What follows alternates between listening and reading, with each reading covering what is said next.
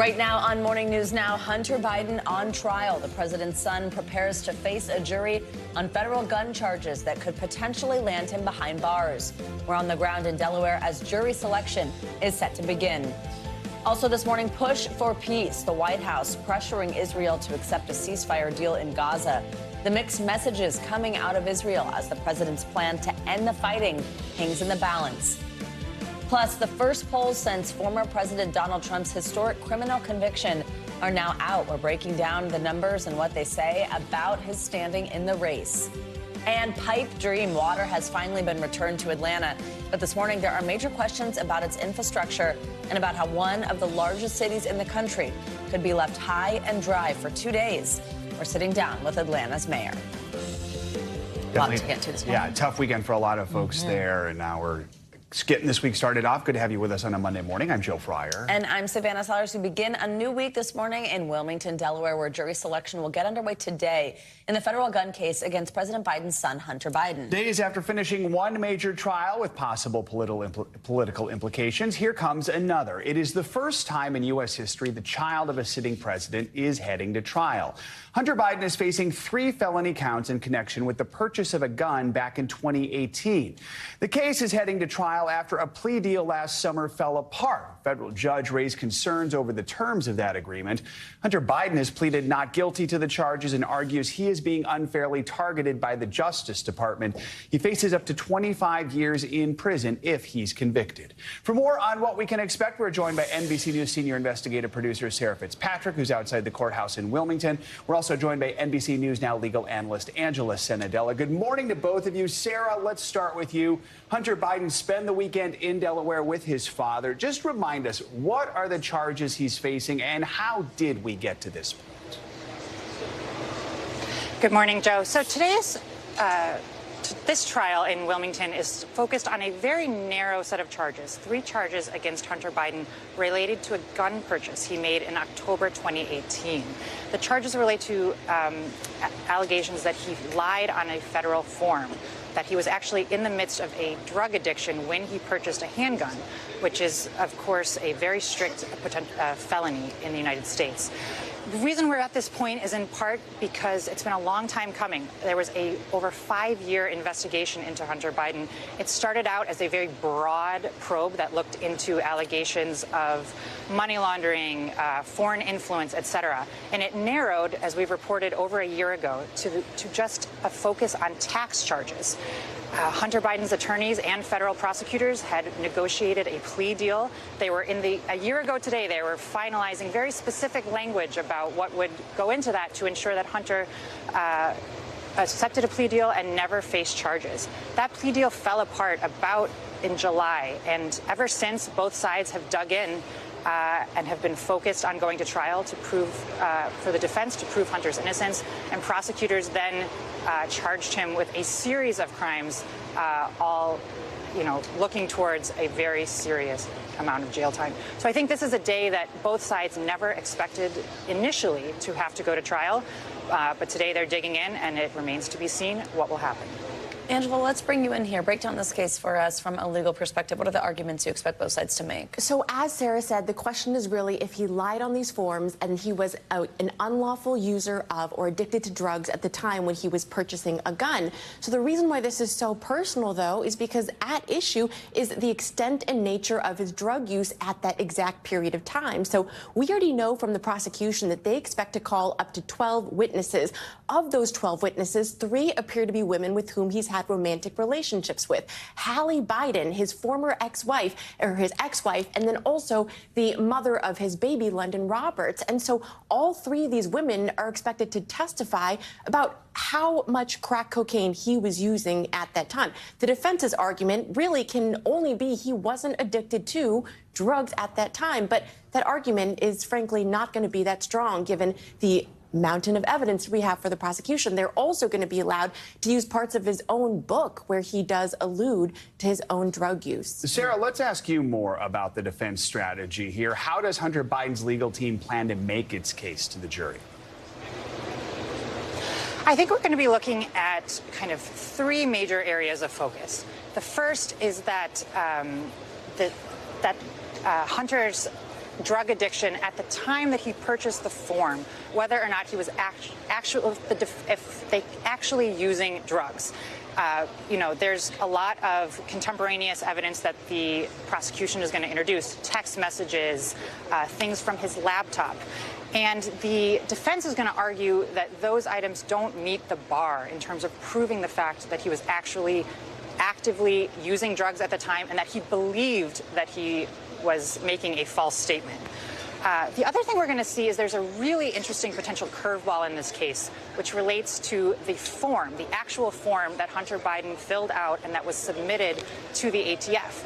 There are actually, we learned just a few weeks ago, 2 versions of this form, and that the form was actually altered, it appears, by gun store employees after the fact. And so I think we're really going to see Hunter's attorneys dig into that aspect and bring as much of that into the courtroom and try and introduce, a level of doubt about exactly what transpired on this form and, if this is an appropriate representation of what actually occurred. Now, the judge has been very clear about what she will allow to be introduced into evidence and set in front of the jury, and it is still unclear exactly if they will let the prosecution and the defense discuss the fact that there are these 2 forms and introduce the second form into evidence. So I think that's the curveball that we're going to be looking for that could really throw what appears to be a very straightforward case off course. But again, that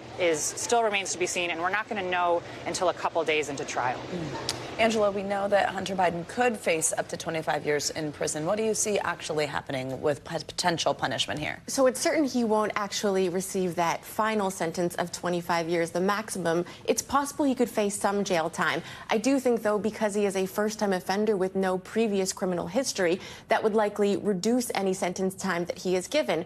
Also, in a case like this where it involves drug addiction, if the defendant at sentencing can prove to the judge that they are reformed, they are rehabilitated, they're no longer under in the throes of a drug addiction, that can often reduce or eliminate any sort of jail time. Sarah and Angela, thank you both very much for kicking us off this hour. This morning, the fallout from former President Trump's conviction continues. He was found guilty on 34 felony counts in that criminal hush money trial last week. Here's how the former president responded after the jury delivered its verdict. It was a rigged trial. This is a scam. There's a rigged trial. Everybody saw it was a rigged deal. It was a rigged trial. Trump prepares to be sentenced in 6 weeks. We're taking a look now at how voters are reacting. NBC News correspondent Vaughn Hilliard has details from a poll that was taken right after the verdict was announced. Voters weighing in, reacting to former President Trump's guilty convictions. My reaction was bleep yes.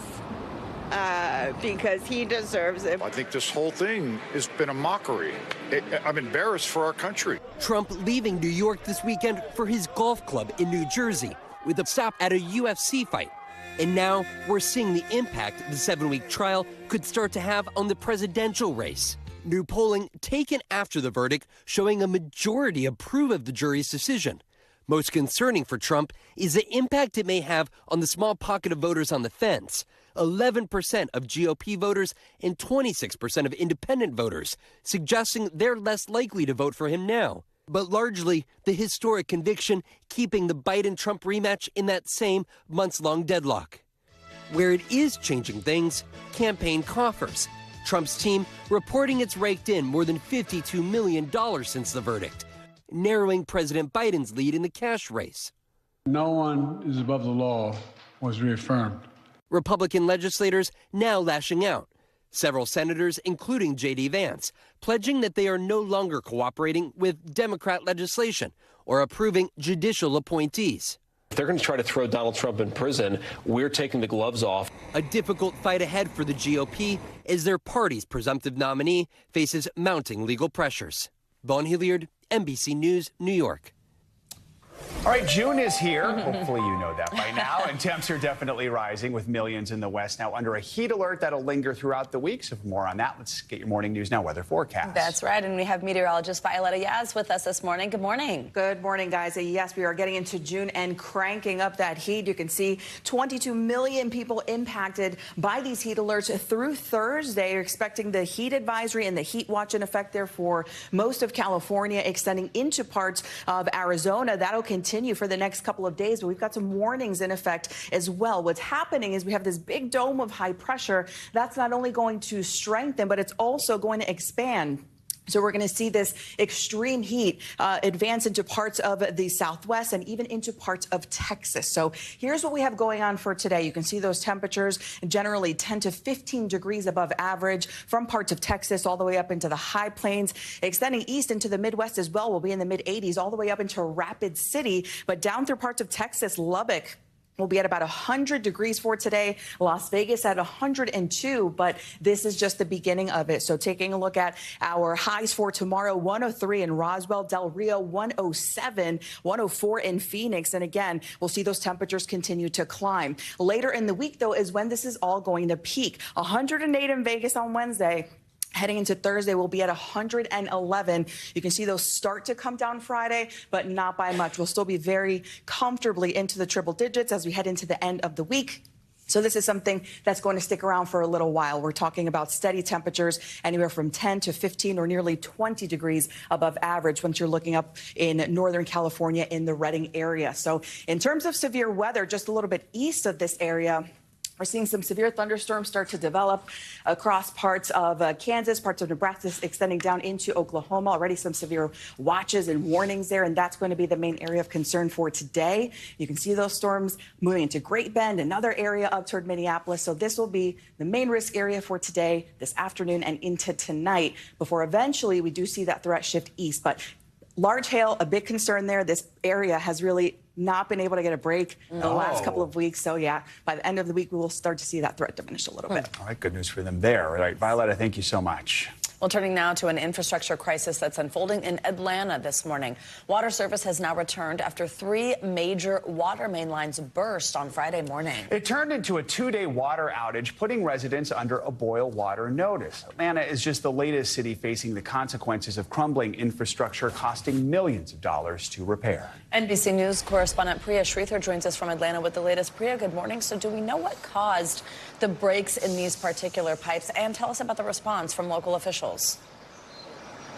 Yeah, that's right. Well, what we're hearing so far is that those 2 water main breaks, it was a 48-inch line and a 36-inch line, they broke because they were old and corroded. And this is something that happens quite frequently in the United States. According to the American Society of Civil Engineers, there's actually a water main break every 2 minutes in America, which causes 6 billion gallons of treated water to basically be lost every day, which is enough to fill 9,000 swimming pools. But unfortunately, in this particular case, these 2 water main breaks happened in a very densely populated area of Atlanta, so it caused major disruptions to city facilities and thousands of people who lived in this area. It's estimated that about 1.2 million Atlanta residents rely on the city of water, and almost half of those were impacted by these weekend's water main breaks. But as you mentioned, there's been a lot of criticism against the Atlanta mayor about how he handled the situation. As you mentioned, this all began on Friday morning. The city didn't issue its first update to residents until 8 p.m.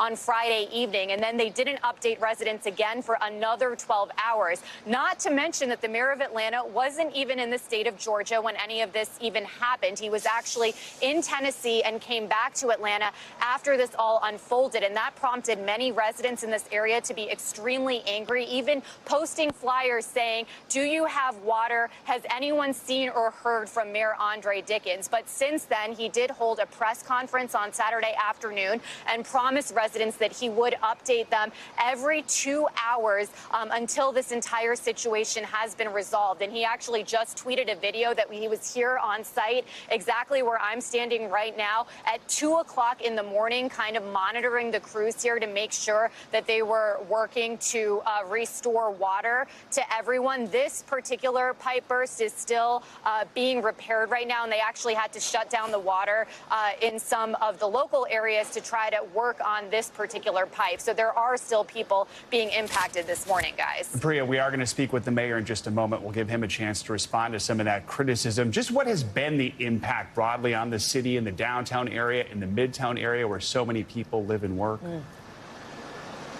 Yeah, there were so many important critical buildings that were impacted by this, including the Atlanta City Hall, the Georgia Supreme Court, the Georgia Capitol Building, the Fulton County Jail, the Atlanta Hartsfield-Jackson International Airport, just to name a few. And it wasn't just sort of those big buildings that impact a lot of people. There were also several small businesses, restaurants, bars, and gyms that had to close their doors because they didn't have any running water on Saturday. And as I mentioned, the city did issue a state of emergency so that they could sort of free up resources and get the crews to be able to respond to this very quickly. But even Emory University's Midtown Hospital, which is one of the busiest hospitals in Atlanta, actually had to divert patients who were coming via ambulances to other Emory campuses and to other nearby hospitals because they didn't have any water either. So this really impacted many, many people over the weekend, guys. And Priya, Atlanta has been trying to update its infrastructure for years. What kind of work have they put into that system? And does an event like this sort of reveal just how much still needs to be done? Absolutely, yes. They have, prioritized this in recent years, including building a 5-mile tunnel in rock to basically try to have enough water supply for at least 30 days should there be any sort of crisis. They also, the voters here in Atlanta, approved a 1-cent sales tax increase to try to address federally mandated sewer improvements. So it's something, as you mentioned, that cities across the United States are having to deal with. The infrastructure issues, and so they're all coming up with ways to basically fund what's being mandated by the federal government to make those improvements. All right, Priya, thank you very much for your reporting here. We are now joined by Atlanta Mayor Andre Dickens for more on the situation and what happens there. Mayor, first of all, I just want to give you a chance to respond to some of the criticism that Priya mentioned there. People saying there's flyers that say, help us find our mayor. Critical you didn't address the media until 2 p.m. on Saturday because you were out of town in Memphis. Do you wish you had done things differently? What is your message to those who are upset with how this all went down? Yeah, good morning. And definitely always want to stay communicative with the public. On this water main break happened, and about 1 o'clock on Friday, we let folks know about what was going on. And when I was indeed out of town to Memphis, Tennessee, for only about 23 hours, I came back and addressed the public directly about, where we were in the process of those repairs. I told them that I'd be communicating with them every 2 hours. They were definitely, wanting to make sure we were helping them figure out how will we get bottled water to them, how will we return service. And then we did get the first repair fixed right away at the end of Saturday, and then pressure started to fill back up so that individuals downstream, everyone had water, but we needed to make sure that they were under a boil water advisory. The second pipe burst that we are working on currently. I was there, every few hours, and also the crew's been there overnight, and we are at a place now where they are in the hole fixing it, and we should see some good results soon. I'm hoping that the boil water advisory can be lifted within the hour or within the next few hours. That will give folks a level of comfort. But all day yesterday, everyone had water. They just needed to boil it. But we had, major events at Mercedes-Benz Stadium, 60,000 people there. We had individuals at the arena for a concert, 20,000 individuals there. We had 350,000 passengers at the world's busiest airport. All had pressure. Our hospital, Grady, Emory, all had enough pressure, and they still have enough pressure right now to continue to provide medical attention to the public. And we kept staying abreast of that and letting the public know every 2 hours. Prior to that, though, as Priya had mentioned, especially in those first 24 hours, many residents who were without water and in that boil water area were not receiving information for long stretches of time. I think between that and just the fact that this happened in such a major city, and Atlanta's watershed management says the city could experience up to 30 water main breaks, I think might have a lot of people wondering, how could this happen in such a major city in America? What is being done to try to upgrade the infrastructure at a pace that means that this isn't going to happen to major parts of your city again?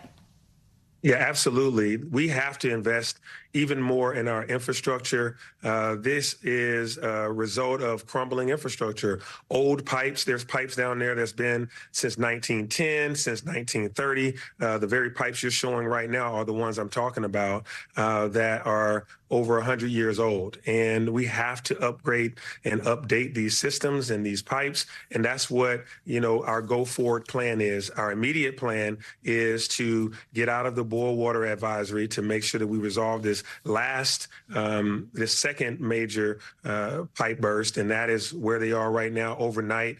I was out there, they're out there right now fixing it. So you'll see us continue we have a short-term plan, which is where we are right now. And then the long-term plan is to invest in our infrastructure. As stated across America, we have old pipes, and this is affecting us with a number of water main breaks across the city, across the United States. There were some smaller breaks that also happened. I was out at one. It took about an hour to fix, about an hour and a half. So you'll see that throughout the city and throughout the region, small breaks or major breaks are happening. This one that occurred on Friday just so happened to be in the downtown area and literally affected our major convention center, our arenas, our stadiums, our hospitals, even City Hall. But where I'm at right now is in City Hall. We have water. We have the ability to hold city council meetings and to receive the public. And we're just waiting for this boil water advisory to go away. All right. Atlanta Mayor Andre Dickens, thank you for your time this morning. We do appreciate it. Thank you very much. And to the citizens of Atlanta, we're still working hard, and apologies for the beginning of the communications, but now we're right on target and talking to you every 2 hours. Thank you. All right, Mr. Mayor, thank you again. Thank you. This morning, there is uncertainty over the Gaza ceasefire proposal laid out by President Biden. An Israeli official appeared to downplay his government's involvement in the peace framework. President Biden outlined the three-stage plan on Friday, calling it an Israeli proposal. But an Israeli official has told NBC News that the president's description was, quote, not accurate. Well, on Sunday, an aide to Israeli Prime Minister Netanyahu said the proposal was not a good deal, but Israel would accept it. The race for a ceasefire deal comes after Israel carried out a new round of airstrikes on Gaza overnight, killing dozens of Palestinians. Joining us now, NBC News White House correspondent Monica Alba and our international correspondent Raf Sanchez, who's in Jerusalem. Good morning to both of you. Monica, let's start with you. Remind us what President Biden and the White House are saying about this ceasefire proposal, how they hope it would work. So they believe that this would be a three-phase deal, and this is something that we've talked about for months, that would include the release of hostages first, of women or those who have been sick or injured, and then they would talk about moving on to a second phase where ideally men, some who are military age who are being held, could potentially be released. And throughout that, there would be, of course, a stop in the fighting. And where there's an issue here and where the two sides still disagree is on essentially when troops would withdraw from Gaza and how that would work. And that is where Israel is saying, we're not agreeing to that part, but that is what, in terms of the outline, would be the hope. So there's still some deal here that's being considered in terms of the terms, but not everything has been agreed to necessarily in terms of in what order and how it would happen. Here's a little bit more from White House National Security spokesman John Kirby. It is an Israeli proposal, one that they arrived at after intense diplomacy with our own national security team and over at the State Department. It is a phased approach, George. We have every expectation that if Hamas agrees to the proposal, as was transmitted to them, an Israeli proposal, that Israel would say yes. And most notably, guys, what happened on Friday when the president came out and made this announcement is that he said something that he's never said before as explicitly as he did on Friday, which is no matter what happens here, the president of the United States said it is time for the war to end. Raf, let's bring you in here. As we just mentioned, there is some uncertainty about the Israeli position. on this proposal. Once again, we just heard Kirby, they're calling it an Israeli proposal, which now we're hearing is not right. Clear up for us what we do understand about the origins of this and what we're hearing from Israel and Hamas about this plan. And then also, though, tell us about the pressure facing Prime Minister Netanyahu from the hostage families to accept it, and on the other side of that, the hardliners in his government to reject it. Yeah, Savannah, so it's been nearly 72 hours since President Biden laid out that pretty detailed ceasefire proposal from the White House, and we are still not exactly clear what Israel's position on it. The president said that this was a proposal that originated from Israel, that was handed to the mediators and then given to Hamas. A senior Israeli official is disputing that. He is saying parts of what President described were not accurate. I asked him specifically, what are you talking about? He said Israel has not agreed to withdraw from Gaza as part of this ceasefire deal.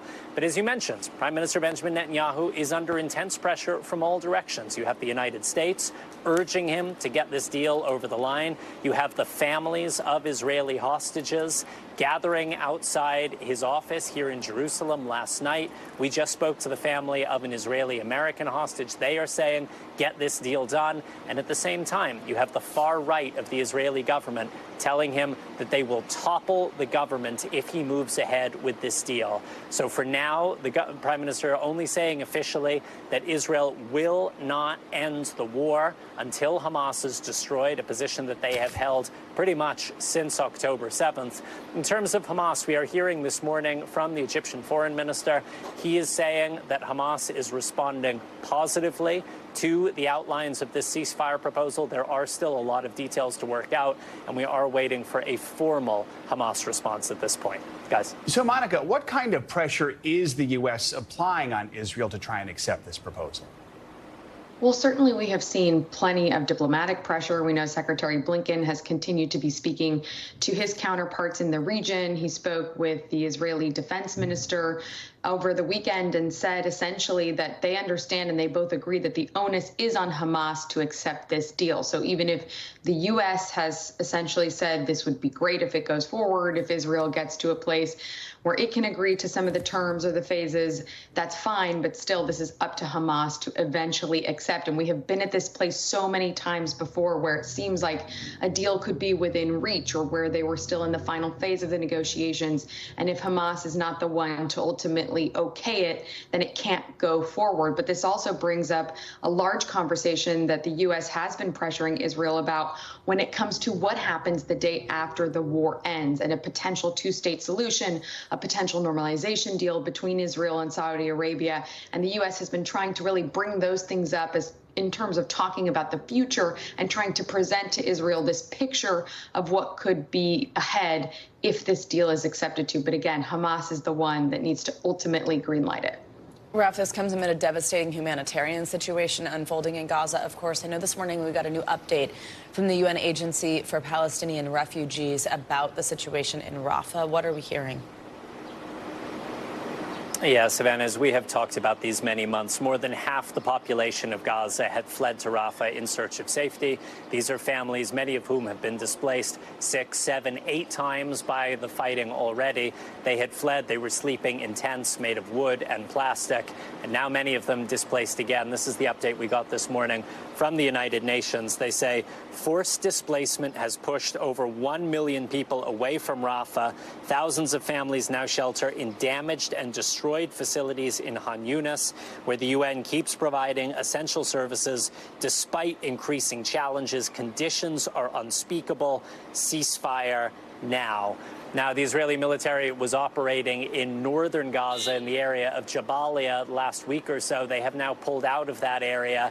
Our crew was able to get in, get a sense of the devastation. And I have to tell you guys, it really looks like an earthquake swept through. There is barely a structure standing that is not significantly damaged. And it makes you think, how long and how much is it going to cost to rebuild Gaza after this war?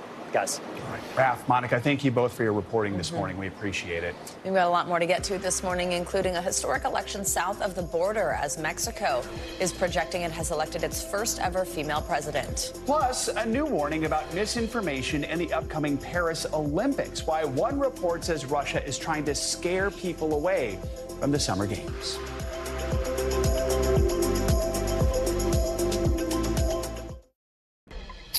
We are back with an alarming new report ahead of the Paris Olympics. It's from Microsoft, and it says Russia is trying to scare people away from the Summer Games by stoking fears of terrorism and also trying to discredit the International Olympic Committee. As we've reported, Russia was banned from the 2024 Olympics over the war in Ukraine.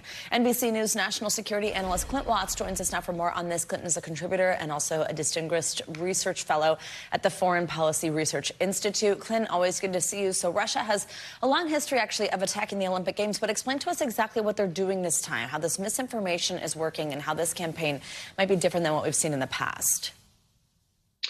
Yeah, two time periods on this one. Starting last summer is when the ban was pretty much in place, and you start to see these videos creep out onto Telegram, some of them using generative AI, deep fake voices of the actor Tom Cruise, who was obviously not him, trying to make documentaries that discredited the IOC. Very flashy. They didn't go very far.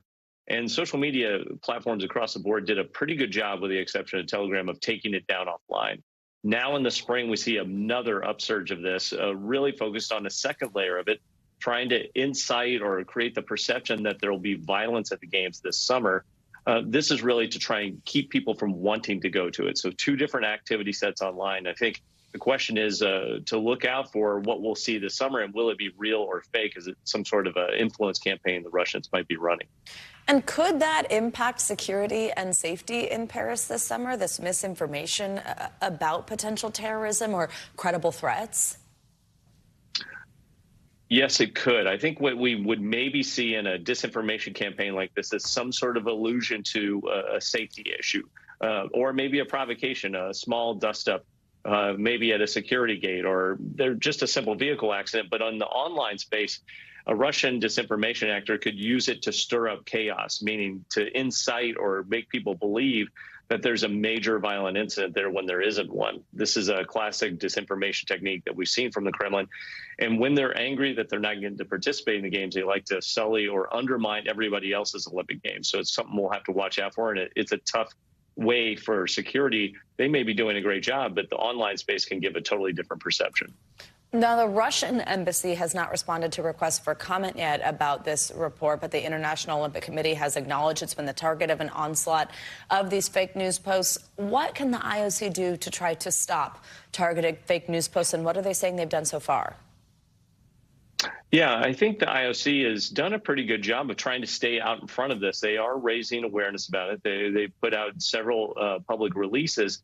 The key thing for them is to respond to disinformation quickly. So if false claims are being made about safety and security at the Olympics, they need to be out there very quickly, messaging to every media outlet they can to try and make sure that calm is restored. I think the other part is leaning forward, with their security and their detection, and knowing how they'll do their response. This is rehearsals. This is playbooks for not just security, but also for public affairs, making sure that the ground truth gets out there quickly and as wide as possible. All right, Clint Watts, thank you very much. Time for some more international headlines. New this morning, history in Mexico. Voters have just elected the country's first woman president. Megan Fitzgerald joins us now from London with that and more. Hey, Megan, good morning. Guys, good morning to you. That's right. We start in Mexico with this history-making election. Claudia Sheinbaum, she is the former mayor of Mexico City. She won the national election by a landslide. Now, she's the first woman and the first Jewish person elected as president of a predominantly Catholic society. She ran on a promise to continue the legacy of the current president, who experts say has reshaped the political landscape and helped many people escape poverty. And in South Korea, the country has been littered with balloons filled with trash over the last several days. The balloons were launched by North Korea and were filled with everything from manure to other types of trash. Now South Korea plans to suspend a military agreement it signed with the North back in 2018. That agreement was aimed at easing tensions between the two nations. And guys, a kickoff to the 80th anniversary of D-Day. A pretty impressive parachute jump marked the occasion. These folks jumped from the World War II planes that were used in that era into Normandy. World leaders, including President Biden, along with the King and Queen of England, along with Prince William and others, are expected to be in France to mark the occasion, guys. Impressive sight right there. All right, Megan, thank you so much. Well, with summer almost here, many of us are spending more time outside. But with the warmer weather comes more ticks. Experts are saying this year could be worse than ever. What you need to know next. We're back now with a health warning ahead of the summer. Tick season is here, and experts say because of the mild winter, this year could be worse than ever. NBC News medical contributor Dr. Kavita Patel joins us with more. Dr. Patel, good morning. So tell us, just how serious can a tick bite be, not just for people, but also pets? What kind of diseases, symptoms, all that kind of stuff comes from one of these bites? Yeah, Savannah, great questions. Look, not all tick bites actually cause symptoms, and most people just get some mild redness or itching. However, especially for humans, about 9,000 people a year get something called Lyme disease. In addition to that, there are other diseases called Rocky Mountain spotted fever, babesiosis, and as you mentioned, pets can also get illnesses. In humans, we watch for serious symptoms like fever, chills. There's a telltale rash that we call a bullseye rash that we look for in Lyme disease. Those are symptoms to look out for. But of course, if you see a tick, first of all, make sure you have a tick.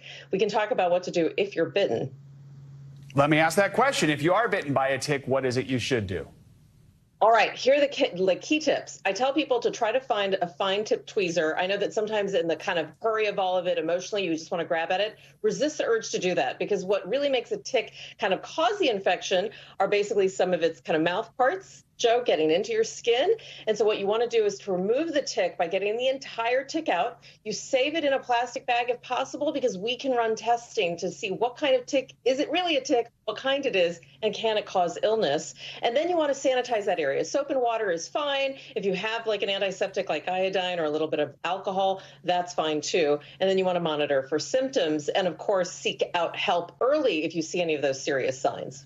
Absolutely. I had an American dog tick bite me once that led to Rocky Mountain spotted fever, but it was actually pretty easy to just take some medicine and it went away.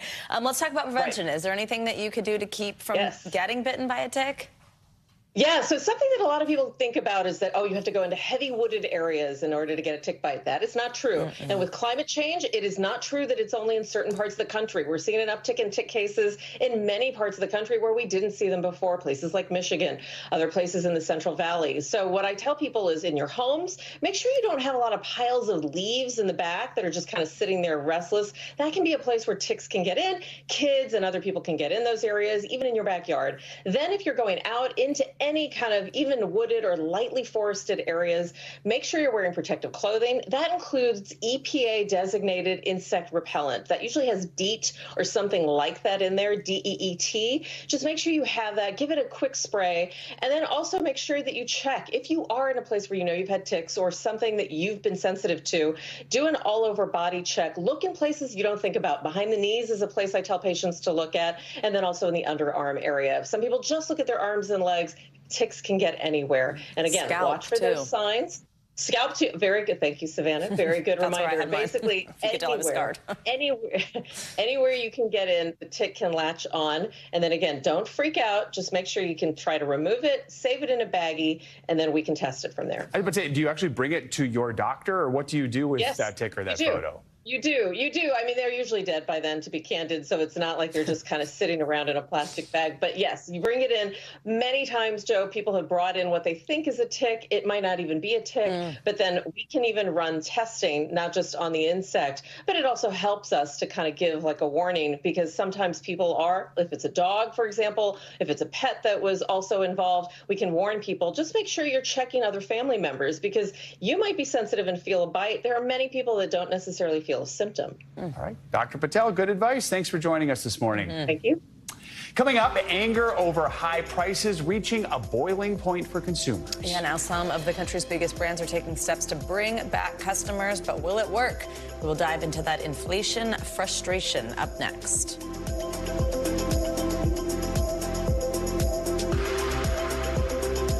Welcome back. Consumer frustration is still growing as prices continue to rise. Now, a few popular companies are actually slashing those prices, hoping to get buyers back in the door.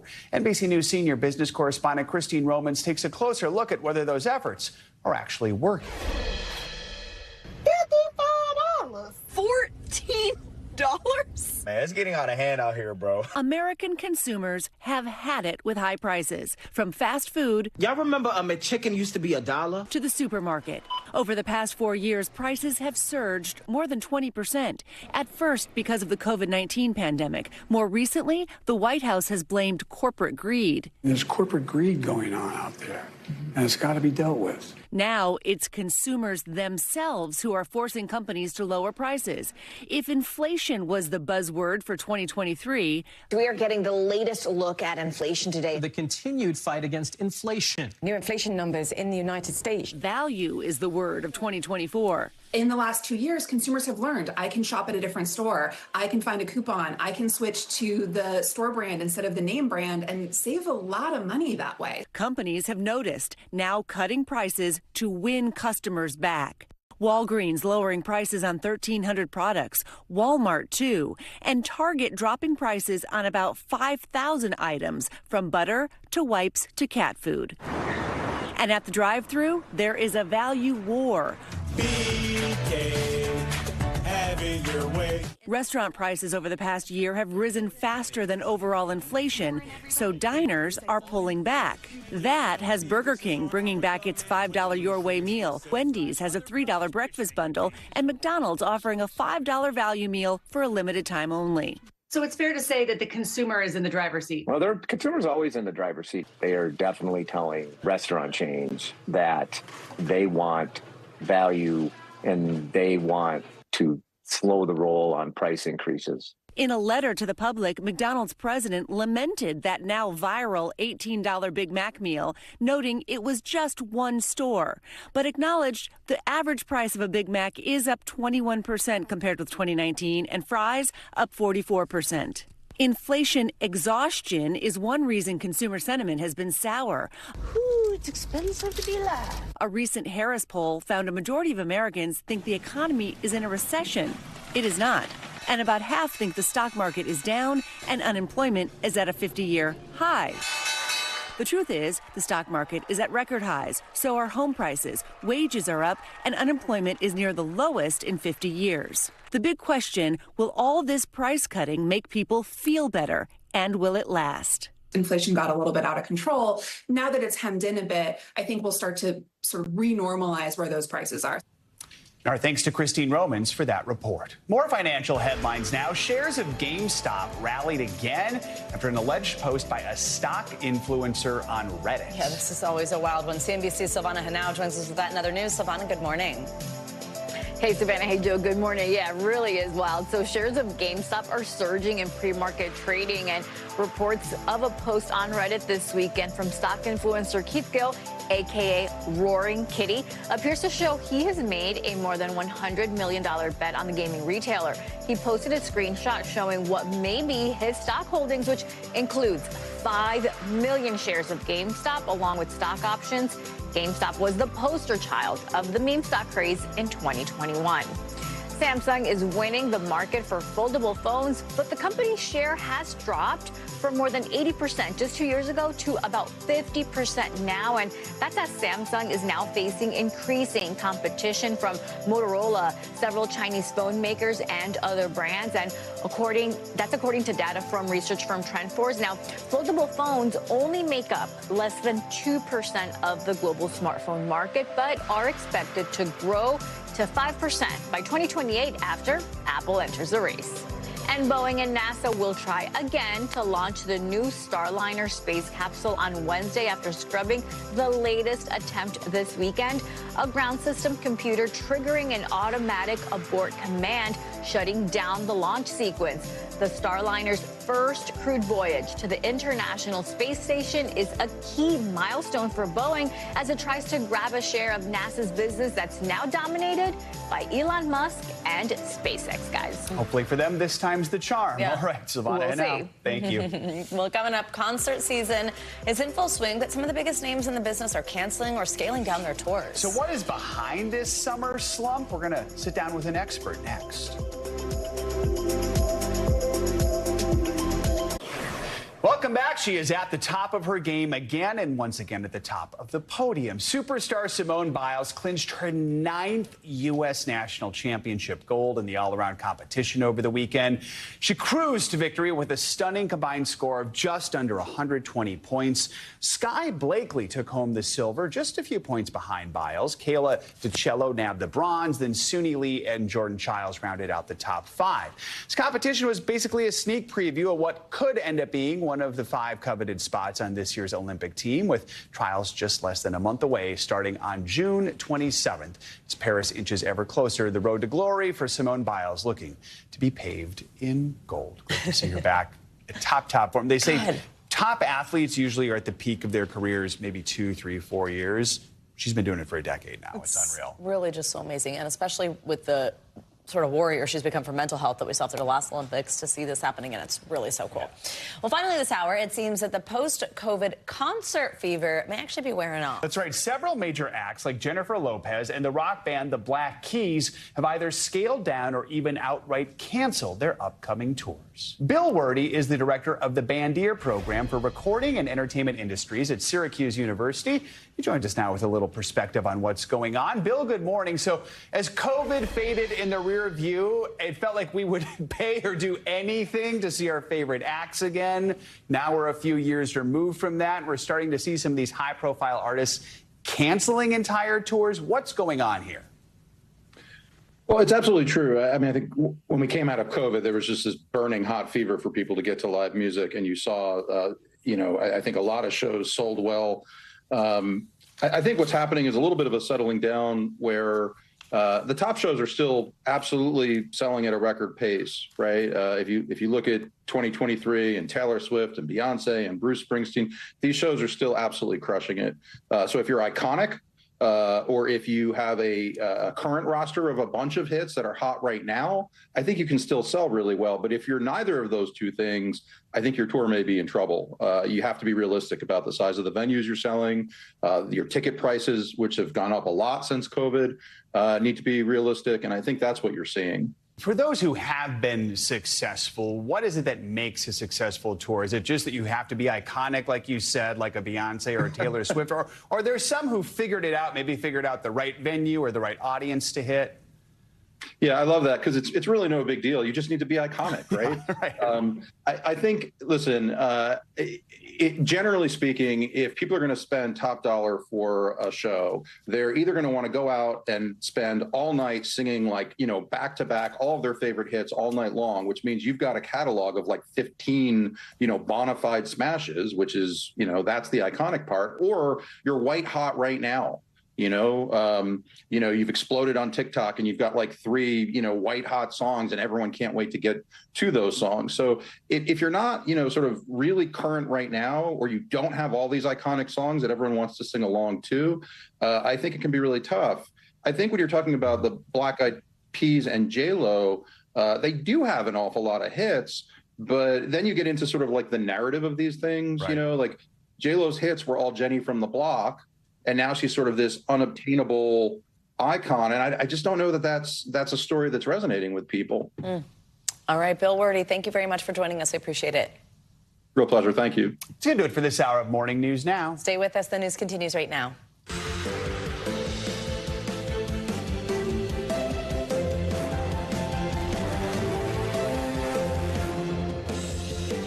Good morning. Thanks for joining us this Monday. I'm Savannah Sellers. I'm Joe Fryer. Right now on Morning News Now, fallout and fundraising. New overnight, former President Trump taking to Truth Social, saying the Supreme Court should now take up his historic hush money case. Comes amid a Republican fundraising boom in the wake of Mr. Trump's guilty verdict in that trial last week. We are covering it all. In the Middle East, a war of words. A senior Israeli official now telling NBC News that the White House's description of that latest ceasefire deal is not accurate. It comes amid mounting global pressure on Israel's Prime Minister Benjamin Netanyahu to end the violence in Gaza. We'll bring you the latest as the families of those remaining hostages speak out on Netanyahu's turf. Plus, a historic victory in Mexico, the nation projected to elect its first female president by a landslide margin. More on her vision for Mexico's future and what her presidency might mean for relations with America. And a stunning return to the mat for the GOAT herself. Later in the hour, all the highlights from this weekend's U.S. Gymnastics Championship. The superstar Simone Biles sets her sights on Paris. It's like nothing is stopping her from getting back there. It's really just incredible. We are excited to get caught up on that and all the other superstars from the gymnastics team. We're going to begin this hour with the fallout from last week's historic conviction of former President Trump. Mr. Trump spent the weekend attending a UFC match in New Jersey. He is set to be sentenced next month after a jury found him guilty of falsifying business records in the Stormy Daniels hush money case.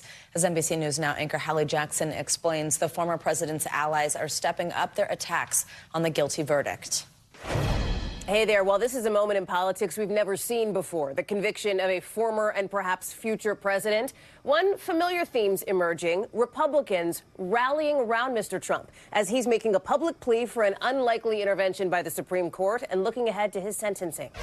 Former President Trump overnight saying he hopes to take his case to the country's highest court, posting "The Supreme Court must decide," as he now braces for what could come at his sentencing in 6 weeks. The judge could decide to say, hey, house arrest or even jail. How do you face what that could look like? I'm okay with it. An extraordinary moment after his unprecedented felony conviction on 34 counts of falsifying business records. The penalties now ranging from probation to prison time, which is technically possible, legal experts say, but highly unlikely. I'm not sure the public would stand for it. I think it would be tough for the public to take. You know, at a certain point, there's a breaking point. That ominous-sounding suggestion coming in an interview before Mr. Trump's appearance at a UFC fight Saturday night, as he also tries to distance himself from those lock her up chants about his 2016 opponent, Hillary Clinton. They all said lock her up, and I felt, and I could have done it, but I felt it would have been a terrible thing. And then this happened to me. Hillary Clinton, I didn't say lock her up, but the people would all say lock her up, lock her up. In reality, though Clinton was never convicted of any crime, Mr. Trump did say lock her up repeatedly. For what she's done, they should lock her up. Lock her up is right. Since the conviction Thursday, the RNC says the committee and campaign have raised $70 million online, a massive haul. And there's no doubt that this verdict has actually brought unifying our party. But multiple polls this weekend find majorities of Americans agreeing with the guilty verdict, with the Biden-Trump race overall remaining deadlocked, as it's been for months. Most top Republicans falling in line behind the presumptive GOP nominee. We have to fight back, and we will, with everything in our arsenal. But we do that within the confines of the rule of law. As President Biden himself issues a warning about GOP rhetoric. And it's reckless, it's dangerous, it's irresponsible for anyone to say this was rigged just because they don't like the verdict. And we should note that Mr. Trump has also joined TikTok. His campaign has. It's all about young voters. The Trump campaign says that's who they want to reach with this move, and that they, in their words, refuse to cede any ground to President Biden and the Democrats. Now, the Biden campaign is already on the app, even after both of these candidates tried to ban TikTok over concerns about its Chinese-based parent company. Mr. Trump with an executive order while he was in office, President Biden by signing into law a bill that would force a ban unless TikTok's spun off. Back to you. All right, Hallie Jackson, thank you very much. This morning, a senior Israeli official is telling NBC News that President Joe Biden's description of Israel's ceasefire proposal was not accurate. Prime Minister Benjamin Netanyahu is facing pressure to sign on to the deal, but right-wing ministers are threatening to bring down his government if he agrees to the plan. Let's get the latest from NBC News international correspondent Raf Sanchez.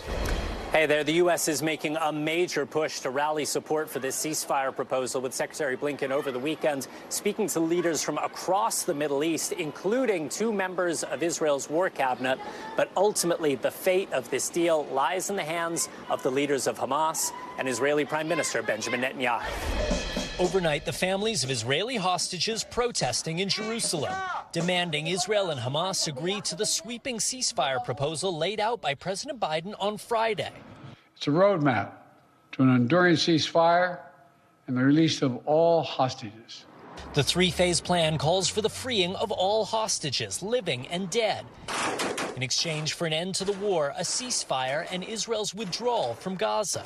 Hamas says it views the plan positively, but has not yet given a formal response. And while the U.S. says it's an Israeli proposal, Prime Minister Benjamin Netanyahu has not endorsed it publicly, saying ending the war before Hamas is destroyed is a non-starter. while his far-right allies threatening to topple his government if he agrees to the deal. The Israeli leader also accepting a bipartisan invitation to speak to a joint session of Congress for the first time in nearly a decade. But some Democrats threatening to boycott. Bring them home. Over the weekend at the annual parade celebrating Israel in New York, marchers calling for the release of the hostages. Shalom. Among those still captive, Israeli-American Hirsch Goldberg Poland. We met his parents in Jerusalem as they await news of a deal.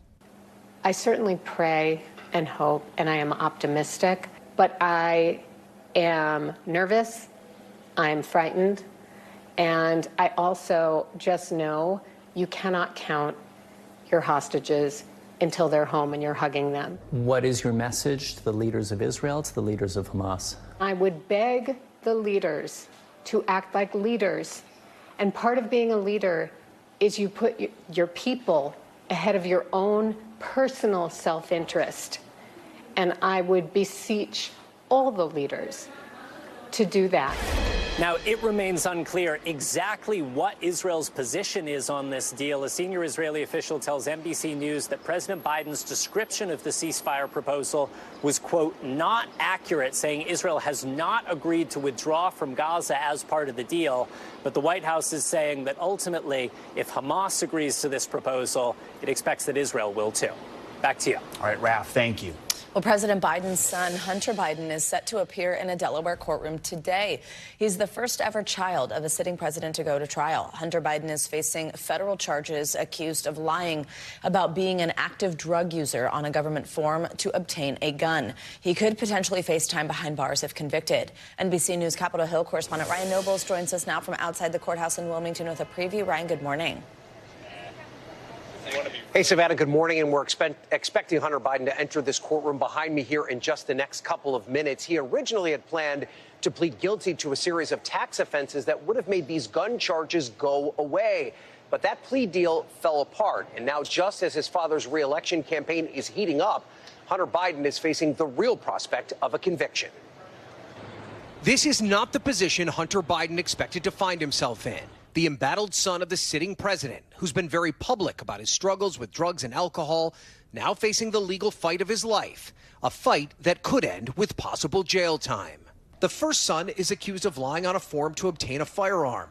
He checked a box in 2018 that claimed he was not an active user of a controlled substance. Biden has pleaded not guilty to the charges. But Hunter wrote extensively about his struggles with substance abuse during that same period of time. Prosecutors have signaled they plan to use Hunter's own words against him from his memoir, Beautiful Things. Overnight, the judge granting 2 prosecution requests, including barring a piece of evidence from the trial. The defense had wanted to show an annotated version of the ATF form that it says was changed later by gun store employees. The trial may also publicly air embarrassing details of the Biden family's private life. Among the witnesses expected to be called, the widow of Beau Biden, the president's late son, Hallie Biden, whom Hunter had a romantic relationship with. Despite the difficult position the trial puts Joe Biden in, the president has not pushed his son away, inviting him to state dinners, spending part of the Memorial Day weekend with him, and publicly defending his son. First of all, my son's done nothing wrong. I trust him. I have faith in him. But Republicans have used Hunter's legal troubles as a political punching bag aimed at his father, using it as the basis of their impeachment inquiry into the president, which has largely fizzled. Hunter Biden is guilty of so many crimes, he can barely even keep track of them. And the president's Democratic allies are brushing off the potential political problems this trial presents. President Biden commented as a loving father, as I would hope any loving father would do. And in just the last 30 seconds, we saw Hunter Biden enter this courtroom behind me. Court is scheduled to kick off at 8:30 tonight. 250 potential jurors have been summoned here to the courthouse with the goal of seating 12 jurors and 4 alternates for the trial beginning this morning. Savannah? Ryan, thank you so much. Well, NBC News legal analyst Danny Ceballos now joins us for more on this. Danny, good morning. So the fact that that plea deal fell apart, does that play any part in this particular trial? How does that impact this? It doesn't affect it from an evidence standpoint, but it certainly affects the defense strategy. And in fact, the defense should be and probably has been thinking about a possible plea deal ever since. And even if that plea deal isn't as good as the original one, which fell apart, that doesn't mean it's bad, because that original plea deal was a pretty darn good one for a felon in possession of a firearm under this particular statute. Even though it's not very often prosecuted, this particular subsection, still anything that's called diversion, anything where you can go into federal court and end up without a criminal record is a fantastic deal. So maybe look for Hunter Biden's team to even broach that issue one more time with the prosecution. So break down, if this does actually go to trial, what are the main arguments you expect to hear from each side? So what I expect to hear from the prosecution is going to be zero surprise. They're going to introduce evidence that Hunter Biden, in their words, was either an unlawful user or an addict of controlled substances at the time he possessed a firearm. That is literally what the statute says is prohibited. On Hunter Biden's behalf, he's going to try and fight the mushiness of those words, the unlawful user or addict. What, after all, is an addict? Hunter Biden's team will probably argue that he had been in rehab for 11 days. He was clean. I'm starting a brand new life. I am no longer an addict. Therefore, when I fill out my 4473, the form they had to fill out at the gun shop, I can say with absolute honesty, I am not an addict. And after all, those terms are just too vague. Danny, let's talk about witnesses we could potentially hear from here. Could anybody in the Biden family be involved? Hallie Biden will absolutely 100% be called to the stand as a witness, because she was involved in some of the facts that led to this prosecution. She allegedly found the gun in Hunter Biden's truck, took it and inexplicably drove it to a grocery store and threw it in a dumpster, which proves the maxim that in criminal cases, you get a set of facts that just make you scratch your head. Strange behavior, but people do strange things during stressful times. All right, Danny, you know you'll be watching with us. Thank you so much. Appreciate it. Thank you. Let's turn now to the battle brewing in Washington over Americans' right to access contraceptives. Majority Leader Chuck Schumer announced on Sunday that the Senate is set to vote on a bill that would not only enshrine that ability, but also ban state and federal governments from restricting access. The move comes just weeks ahead of the 2-year anniversary of the overturning of Roe versus Wade.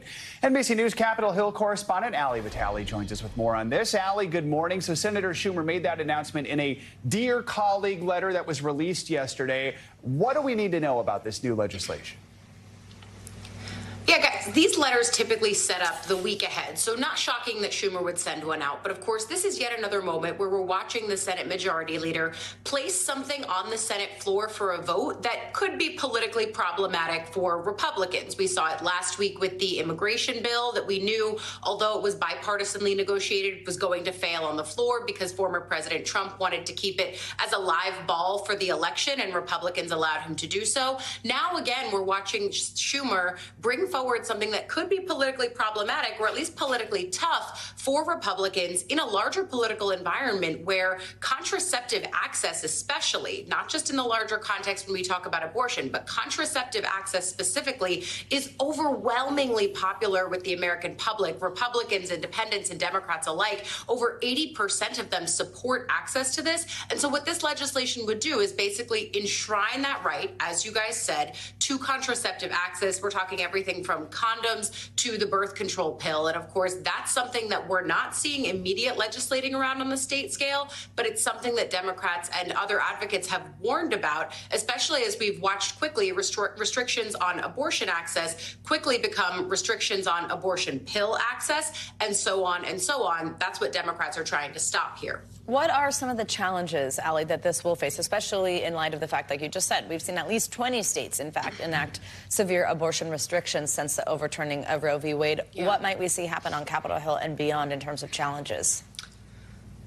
Well, look, the challenge on this is that anything bipartisan these days, especially in an election year, is increasingly difficult to do. This is something that Democrats are aware is not going to pass. They will not have the votes required to actually do this and beat that 60-vote filibuster. And of course, without that, you can't get legislation passed. And so we do expect this to fail. But again, for Senator Schumer and other Democrats, they think that showing where people vote on this is just as important as watching the statewide level restrictions.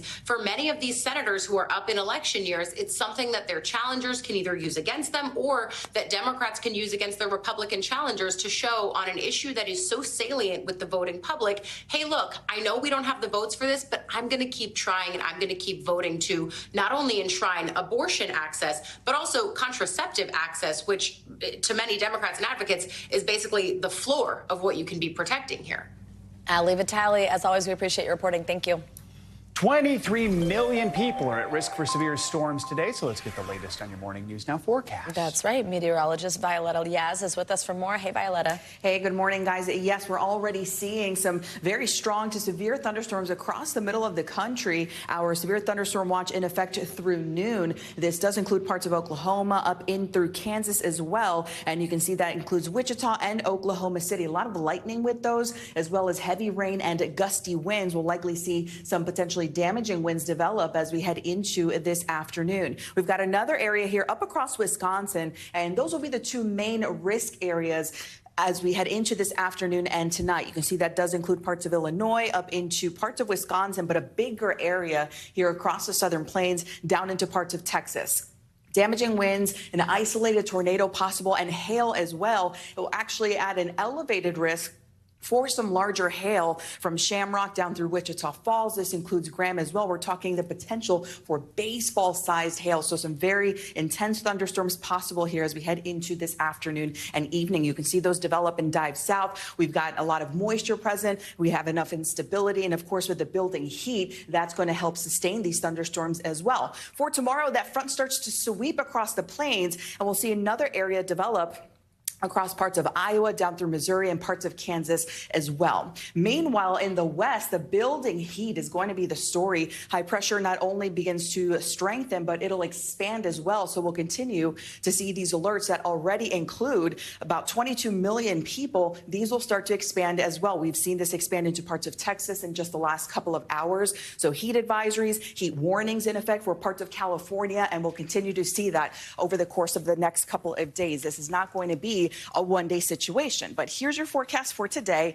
Highs into the triple digits there in parts of Texas and into parts of Nevada. Heading into tomorrow, we start to see even more of that triple-digit heat. Del Rio, 107, Phoenix, 104, Las Vegas, 102. But the peak of the heat is likely going to be on Thursday, where we get as high as 111 in places like Las Vegas, Tucson, 108. So again, this is going to be a couple of days, and we're starting to get into that hotter part of the season for folks out there, and getting into wildfire season too. Not what you want to see, so we'll be keeping a close eye on It's that. not officially summer yet, right? Not yet. Meteorological summer, yes, but astronomical summer, we still have a little bit to go. So many charts and calendars So for many. summer. All right. Thank you, Violetta. Appreciate it. Thank you. Coming up, history in the making. Yeah, Mexico projected to elect its first ever female president in a landslide win. We'll have more on the country's new leader and what her victory could mean for U.S. relations up next.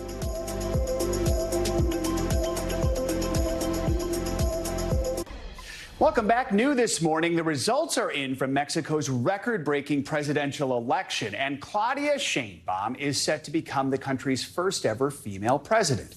NBC News correspondent Guad Venegas is live in Mexico City with more on the election and how it could impact the situation at the U.S. border. Guad, good morning. Joe, good morning. The preliminary count is in. Officials say that Sheinbaum won 58 to 60% of the votes, enough for her to declare victory overnight. A big change for Mexico as she celebrates. But let's keep in mind, she's going to have to tackle big challenges like that wave of violence that has been affecting the country, especially during the election cycle, and also negotiate immigration policy with the United States. But last night was all celebration for the historic win. This morning, Mexico electing the first woman president and first Jewish president in its 200-year history. Claudia Sheinbaum, a close ally of Mexico's current president, Andrés Manuel López Obrador, declaring victory overnight. The election also happening across the U.S., with 20 Mexican consulates allowing voters to cast ballots. As a young adult, it is really exciting to come vote for my own country. In Mexico, some voters waiting hours at polling locations. I think it's a necessary change, and it's a good sign of progress as a society. Sheinbaum is an academic who shared a Nobel Peace Prize for her work on climate change. And it's the growing power and violence of criminal organizations that are expected to be her greatest challenge. Hundreds have been killed at campaign events, including dozens of candidates. Mexico's drug cartels and gangs are thought to be behind the attacks. 20 years ago, Mexican drug cartels were just shipping drugs to the U.S. Now they are doing businesses locally and extorting people and governments, so they need to have a political base, and elections are the opportunity to increase the control. Criminal organizations are also profiting from the smuggling of migrants to the U.S., with thousands arriving daily through Mexico's southern border. The immigration crisis, a major issue for U.S. voters this November, and Sheinbaum will become America's crucial partner to avoid another surge at the border. So, Guad, what should we be watching for now, especially as America heads into its own presidential election later this year? Joe, it'll be interesting to see what kind of relationship Sheinbaum will have with President Biden or Donald Trump if he wins the election. Sheinbaum is different from the past two Mexican presidents because she speaks English. She studied in the U.S. at Berkeley and Stanford while she was doing her doctorate, so she might be more relevant with U.S. audiences. She will also have to be negotiating immigration policy with the U.S. Right now, Mexico is stopping many migrants from going to the U.S. border because they cut a deal with the U.S. that asked Mexico to keep the number of migrants at less than 4,000 a day. But Mexico's getting more than 7,000 a day. So Sheinbaum will have to shape the immigration policy while negotiating with the U.S. and also deal with that crime problem in Mexico with criminal organizations, something that was on the mind of all voters that also affects Americans because Americans like to go to Mexico for tourism, and many of them have changed trips or they've kept from going to Mexico because the Department of State in the U.S. has alerts with all of this violence happening in different parts of the country. So we'll have to wait and see what changes will come with the new president, Joe. All right, Guad, thank you so much. More international headlines this morning. A police officer has died after a mass stabbing in Germany. Megan Fitzgerald joins us from London with that and more. Megan, good morning. Guys, good morning to you. That's right. We start in Germany with that officer who was just 29 years old when he died after being attacked by a knife. 5 other people were also injured in this incident that happened on Friday. Now, the officer was stabbed multiple times in the head and neck. He underwent emergency surgery but died yesterday. Dozens of officers returned back to the site of the attack, removing their hats in a gathering to honor his sacrifice. And in France, a climate activist stuck a poster over a Claude Monet painting in a Paris museum. It's just the latest in a string of acts of vandalism on famous works of art. The activist posed in front of the vandalized image and is calling for more sustainable agriculture to tackle climate change. And it is officially Pride Month. Hundreds of thousands of people filled the streets of Sao Paulo, Brazil, to celebrate yesterday. A massive rainbow flag covered the art museum. Now, organizers of the Pride Parade asked participants to wear yellow and green as a form of protest of former far-right President Bolsonaro and his supporters. This parade was held just days after the far-right members of Brazil's Congress passed a ban on using public money for things that oppose traditional family values. Experts say pride is needed now more than ever. Back to you. Megan, thank you so much. Thank you, Megan. Well, we turn now to one of the first shark attacks of the summer here in the U.S. A 46-year-old man suffered significant shark bites in California during an early morning swim. NBC's Liz Kreutz has the details.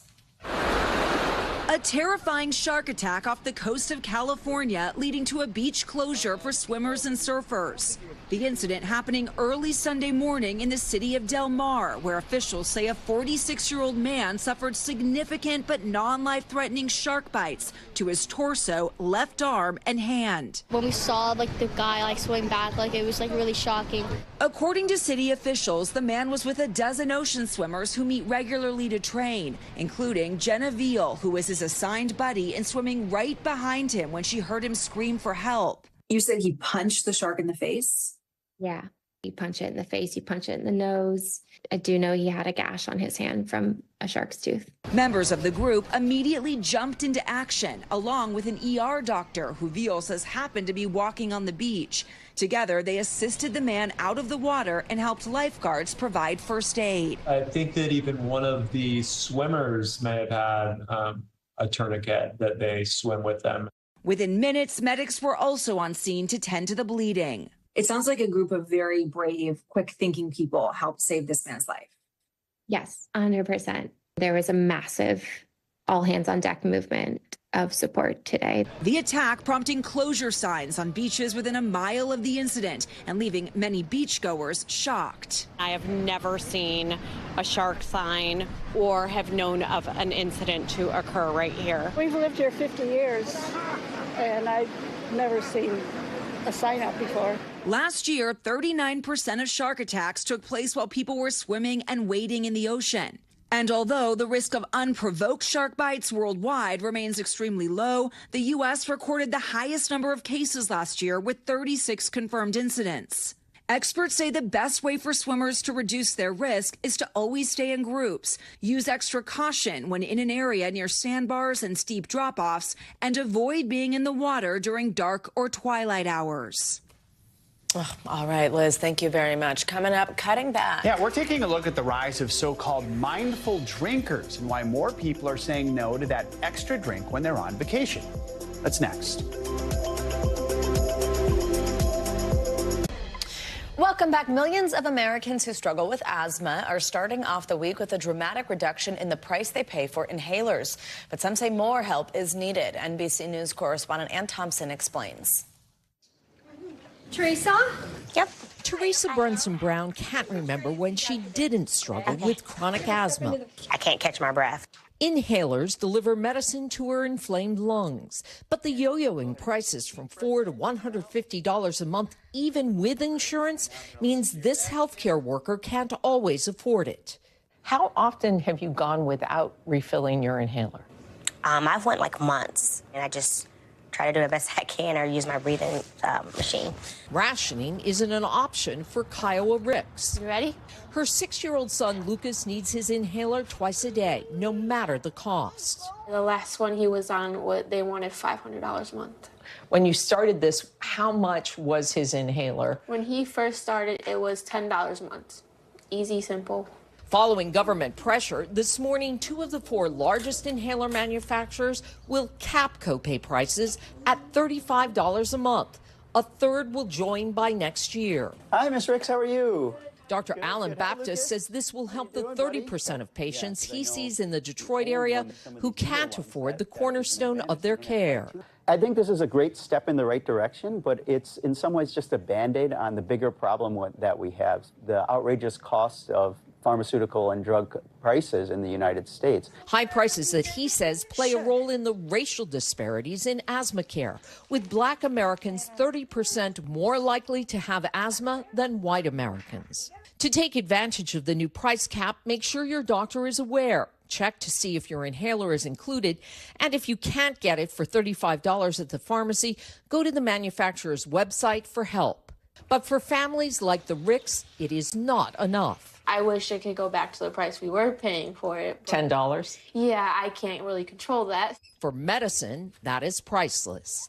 Ann Thompson, NBC News, Detroit. After a blockbuster year for the cruise industry in 2023, even more people are projected to set sail this year. And it might surprise you to learn that young people are driving that trend. NBC's Sam Brock joins us now with more on this. Sam, good morning. Yeah, Joe, good morning. We've been talking about the record-breaking numbers for the cruise industry the last couple of years post-pandemic. But yeah, this is a little surprising to learn that millennials like us and Gen Zers have the same representation right now as baby boomers. As one fellow millennial told me yesterday, I don't have to wait until retirement to set sail. They are being pulled in right now with all of these luxurious options and multifaceted experiences by the boatload. To take a cruise in 2024 means fine dining,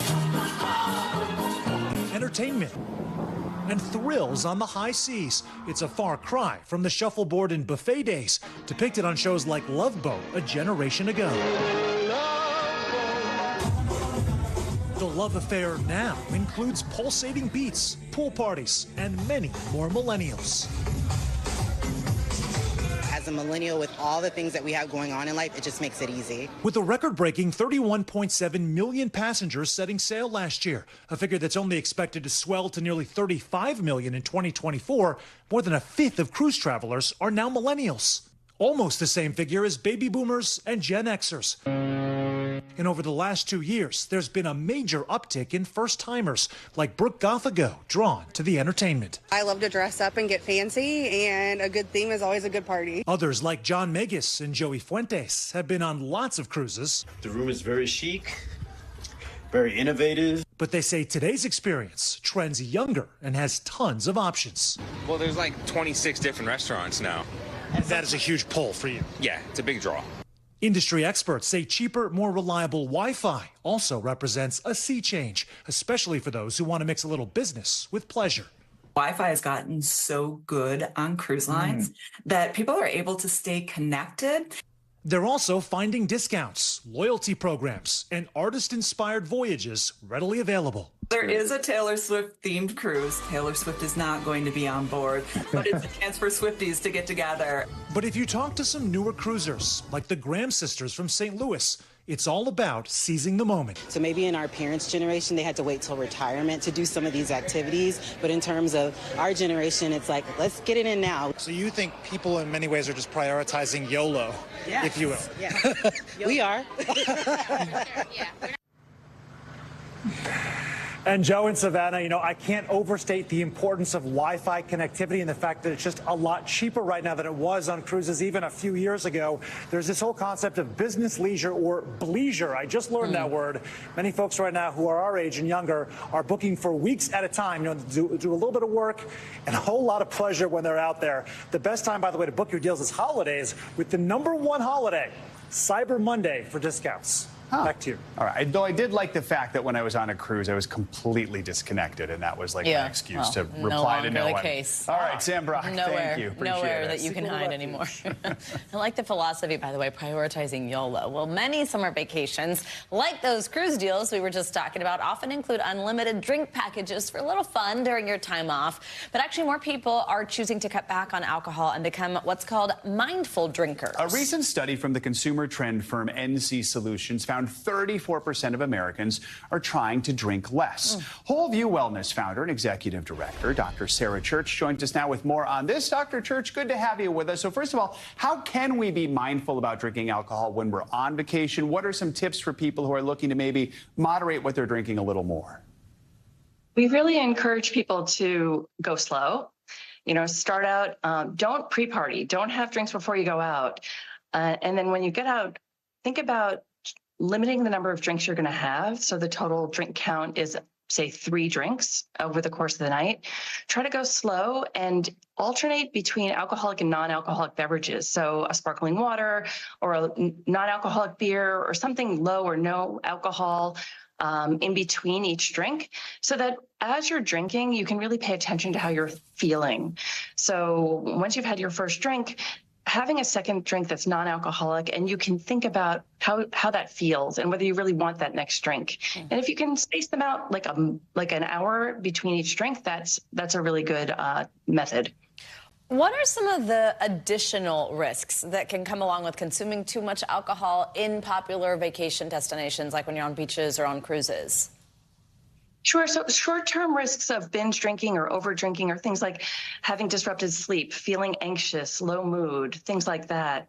Long-term risks of binge drinking are more like increased risk of cancer, cardiovascular disease, liver disease, things like that. For those who are looking to just do zero alcohol while on vacation, whatever the reason might be, what are some strategies to just overcome the temptation when everyone else around you might be drinking and there's alcohol seemingly everywhere? Yeah, so there's a lot of different things that we recommend. You can ask the hotel to remove your minibar. So when you go home, there's no alcohol in your room if you're in a hotel.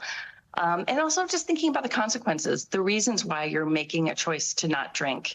You know, what were the problems that happened? Did you have an argument with your spouse? Did you not feel well? Was your mood low? Remembering in the moment when you're deciding whether to have an alcoholic drink or a non-alcoholic drink, what the consequences have been in the past. What kind of longer-term health benefits are there here? How could this be positive, whether it's vacation or not, if you just kind of start to try to think about moderation when it comes to alcohol? So people really talk a lot about getting better sleep, so feeling more rested over time. Their skin is better, their mood is better, less anxiety. You know, they have more money in their pocket. So there's a lot of benefits to not drinking. Also, oftentimes, relationships improve over time, too. Interesting. All right, Dr. Sarah Church, thank you very much for joining us. Thanks for having me. Coming up, Live Nation under threat. The parent company of Ticketmaster says it's been targeted in a major cyber attack that could impact millions of customers. It's the latest in a string of incidents to impact the company. Details on what you need to know if you have booked with the company are up next.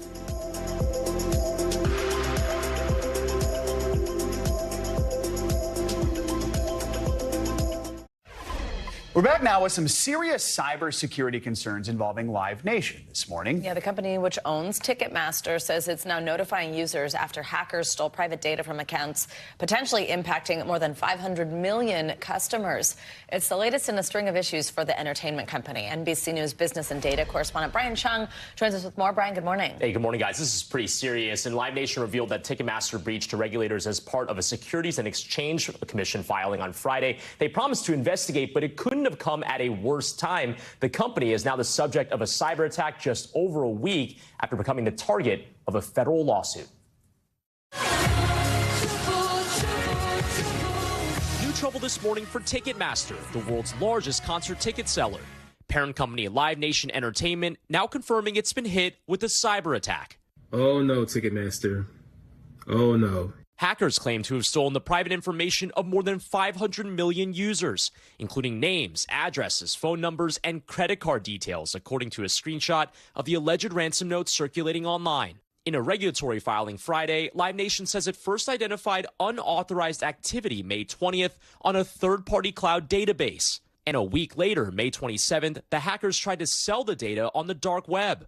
Live Nation and Ticketmaster did not respond to a request for comment, but wrote in the filing they are notifying users and working with law enforcement. It was opportunism, not sophistication. It's way too easy for malicious actors to be doing what they're doing. So we really have to be investing in the actions of industry to do more, to do the basics in cyber hygiene. In the supposed ransom note, a group called Shiny Hunters is claiming responsibility for the breach. It's the same group federal prosecutors say is behind dozens of other high-profile hacks of companies worldwide since 2020. I'm not getting tickets. The new cyber attack is just the latest controversy for Live Nation and Ticketmaster.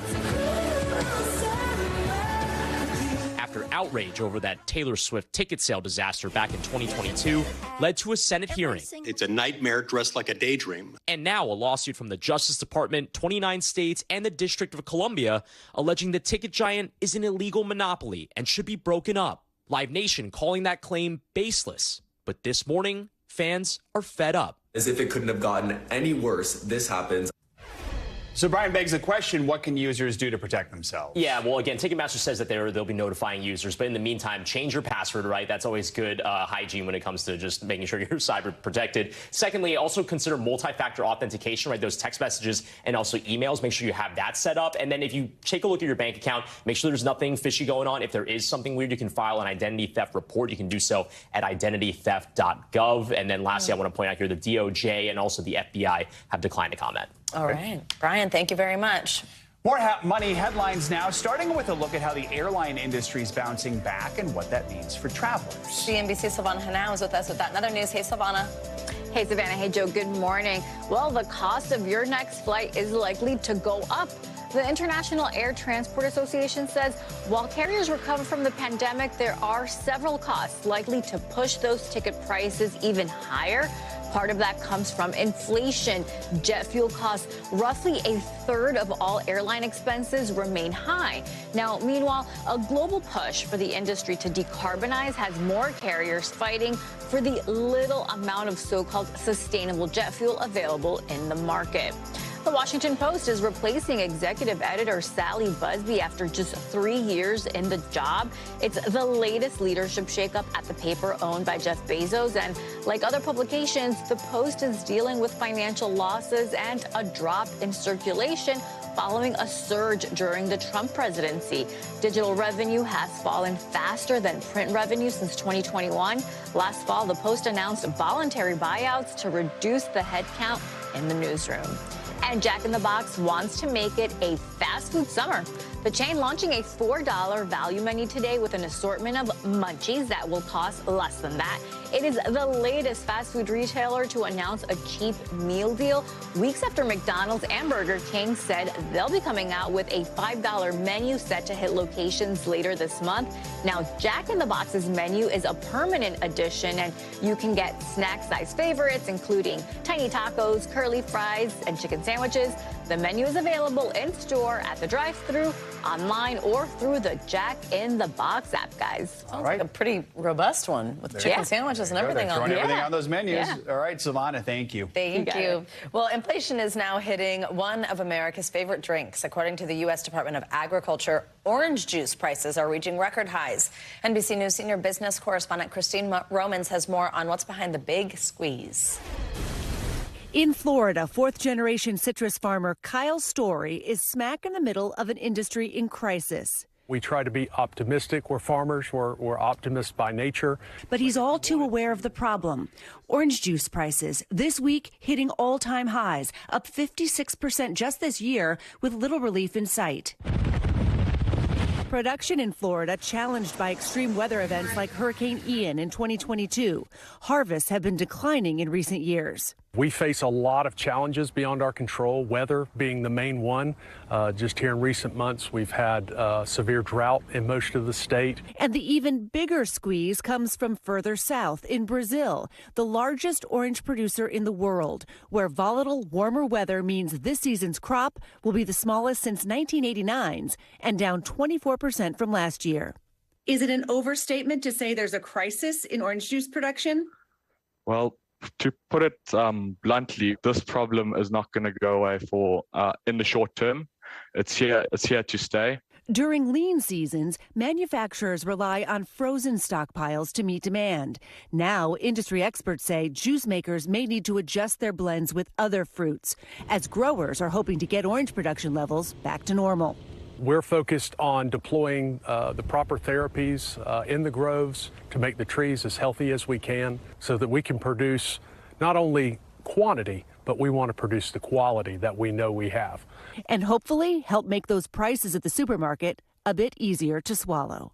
Christine Romans, NBC News.